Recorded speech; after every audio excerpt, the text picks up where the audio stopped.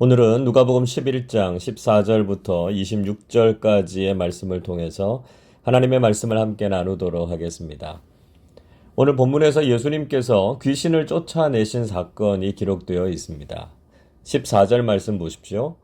예수께서 한 말 못하게 하는 귀신을 쫓아내시니 귀신이 나가매 말 못하는 사람이 말하는지라 무리들이 놀랍게 여겼으나. 이번에는 예수님께서 말 못하게 하는 귀신을 쫓아내셨습니다.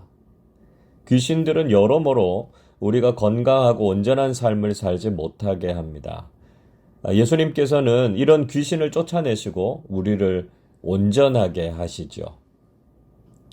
예수님께서 귀신을 쫓아내신 것을 보고 어떤 사람들은 놀랍게 여기면서 예수님의 권위를 인정했지만 또 어떤 사람들은 비난했습니다. 비난했던 사람들은 예수님께서 귀신의 왕 바알세불의 힘을 빌려서 귀신을 쫓아낸다고 공격했습니다. 이 바알세불이라고 하는 말은 파리의 주 이런 말인데요. 블레셋의 5대 도시 중에 하나인 에그론에서 섬기는 우상이었습니다. 또 어떤 사람들은 정말 예수님께서 하나님께서 보내신 분이 맞는지 시험하려고 하늘로부터 오는 표적을 보이라 이렇게 요구하기도 했습니다. 이렇게 비난하고 시험하는 사람들을 향해서 예수님께서 아주 의미심장한 말씀을 하셨습니다. 17절 말씀 보십시오. 예수께서 그들의 생각을 아시고 이르시되 스스로 분쟁하는 나라마다 황폐하여지며 스스로 분쟁하는 집은 무너지느니라. 예수님께서는 스스로 분쟁하는 나라는 황폐하게 되고 스스로 분쟁하는 집은 무너지게 된다고 하셨습니다. 그래서 바알세불의 힘으로 귀신을 쫓아낸다면 귀신들끼리 서로 다투는 꼴이 되고 만다는 것이죠.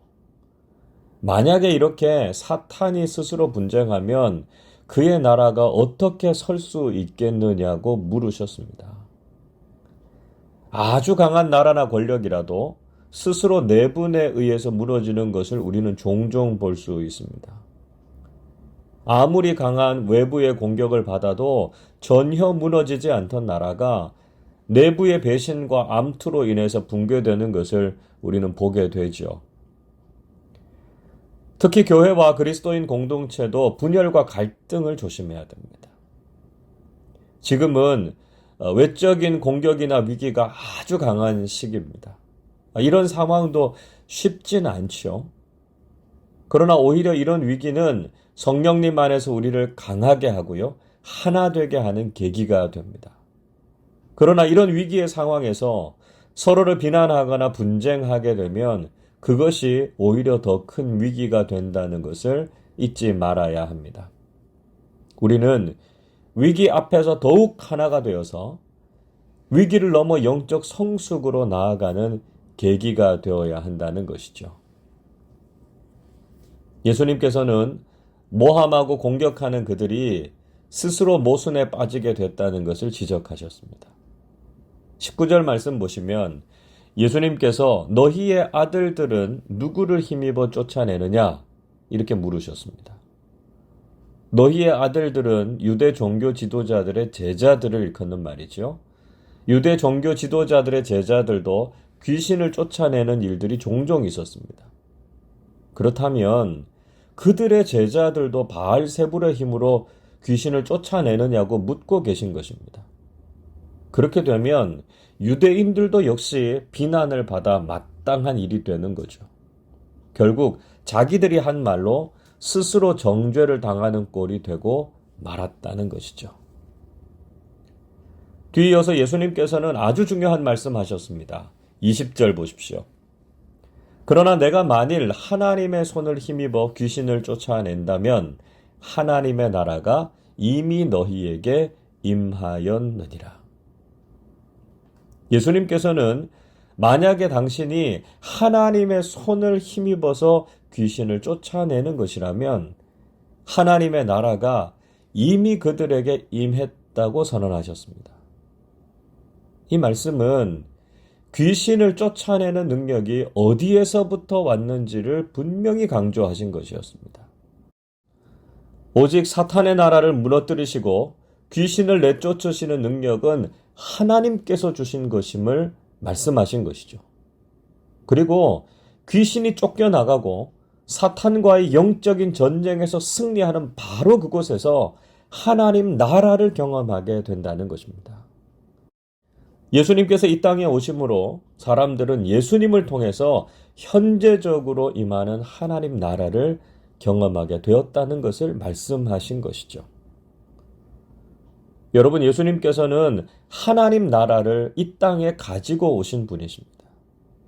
하나님 나라의 중요한 신학은 이미와 아직의 긴장 관계로 이해할 수 있습니다. 2000년 전에 예수님께서 인간의 몸으로 이 땅에 오심으로 하나님 나라가 이미 이 땅에서 시작되었습니다. 그러나 그 하나님 나라는 부분적인 것이고요, 완성된 것이 아닙니다. 우리는 예수님의 재림을 통해서 역사의 완성과 하나님 나라의 완전한 실현을 보게 될 것입니다. 그래서 우리는 바로 이런 하나님 나라의 이미와 아직 사이에 살고 있습니다. 우리는 결국 하나님 나라에 들어가게 될 것이고요, 하나님 나라의 완성을 보게 될 것입니다. 그리고 지금 이 땅을 살아가고 있는 동안에 우리 그리스도인들의 사명과 소망은 하나님 나라를 일구고 하나님 나라를 경험하는 것입니다. 비록 부분적이고 불완전한 것이지만 이 땅에서도 하나님 나라의 능력과 권위를 경험하면서 살아가시기를 바랍니다. 이어서 예수님께서는 우리의 마음을 평안하게 지키는 비결에 대해서 말씀하셨습니다. 21절 이렇게 말씀하죠. 강한 자가 무장을 하고 자기 집을 지킬 때에는 그 소유가 안전하되. 예수님께서는 강한 자가 무장을 하고 자기의 집을 지킬 때는 그 소유가 안전하다고 말씀하셨습니다. 그러나 더 강한 자가 와서 그를 굴복시키면 모든 무장한 것을 빼앗고 그 소유도 다 빼앗아 갈 것이라고 말씀하셨습니다. 자기의 집은 우리의 마음을 상징하는 것이죠. 누가 우리의 마음을 지키느냐가 중요합니다. 우리 자신은 우리의 마음을 지킬 만큼 강하지 못합니다. 그래서 언제든지 사탄은 우리의 마음을 공격하고요, 우리 마음을 빼앗아 가려고 합니다. 우리가 우리의 마음을 지킬 수 있는 비결이 무엇입니까? 가장 강한 자를 우리 마음의 주인으로 모시는 것이죠. 그분이 바로 하나님이십니다. 하나님께서 내 마음의 주인이 되셔서 우리를 지키시면 안전합니다. 우리는 하나님을 우리의 마음의 주인으로 모시고 사탄과 악한 영들이 우리 마음을 지배하지 못하도록 해야 한다는 것이죠. 귀신과 악한 영들은 끊임없이 우리의 마음을 노리고 있습니다. 예수님께서는 또 하나의 이야기를 들려주셨습니다. 24절의 말씀 보시면 더러운 귀신이 들렸던 사람이 있었는데 그 귀신이 나갔다고 말씀하죠. 쫓겨난 귀신은 다른 머물 곳을 찾았지만 귀신이 쉴 만한 곳을 찾지 못했습니다. 그래서 그 귀신은 자신이 나온 자신의 집으로 돌아가겠다고 했습니다. 귀신이 한번 쫓겨났다고 해서 다시 들어오지 않는 것이 아니라는 것이죠. 귀신은 언제든지 사람들의 영혼을 노리고 반복해서 사람들을 괴롭히고 고통스럽게 하는 존재입니다. 귀신이 원래 있던 집, 즉 그 사람에게로 돌아왔는데 그 집이 청소되고 수리가 되어 있었습니다. 귀신이 들린 사람은 정신이 나가고 삶이 다 망가지지 않습니까? 그런데 귀신이 나가고 나니까 정신이 온전해지고요, 모든 것이 다 제자리를 잡게 되었습니다. 그러나 여기에 아주 결정적인 문제가 있었습니다. 그 집이 청소되고 수리가 되기는 했지만 그 집을 지키는 강한 자가 없었다는 것입니다. 영적으로 생각해 보면 그 사람에게서 귀신을 쫓아내기는 했지만 하나님을 그 마음의 주인으로 모시지 않았다는 것입니다.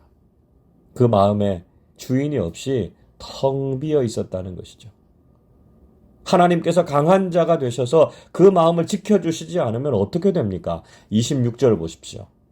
이에 가서 저보다 더 악한 귀신 7을 데리고 들어가서 거하니 그 사람의 나중 형편이 전보다 더 심하게 되느니라.